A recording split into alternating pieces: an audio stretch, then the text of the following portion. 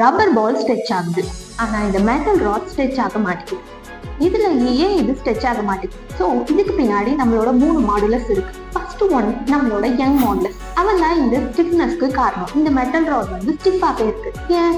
Because it have more young modulus. Second modulus bulk modulus. இப்போ இந்த sponge பாருங்க, இது கம்ப்ரஸ் பண்ணா திருப்பி ஒரிஜினல் பொசிஷனுக்கு வருது. ஸோ இதுக்கு யார் காரணம்? அவன் தான் பல்க் மாடுலஸ். ஸோ பல்க் மாடுலஸ்ல என்ன பண்றதுன்னா it resist the uniform stretch here. So இதே மாதிரி வாட்டரும் எடுத்துக்கோங்க. Water is mostly incompressible because of this bulk modulus value. And our third modulus யாரு? Rigidity modulus.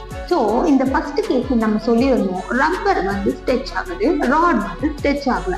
இந்த ஸ்டிஃப்னஸ் கொடுக்கறது யாருன்னா திஸ் ஃபெலோ. ஸோ இங்க ரிஜிடிட்டி மாடுலஸ் வந்து ரப்பருக்கு லோவா இருக்கிறதுனால அது கம்ப்ரெஸ் ஆகுது. இந்த 3 மாடுலஸ் தான் டிசைட் பண்ணுது ஒரு ஆப்ஜெக்ட் எப்படி ரியாக்ட் பண்ணணும், ஃபோர்ஸ் அப்ளை பண்ணணும்.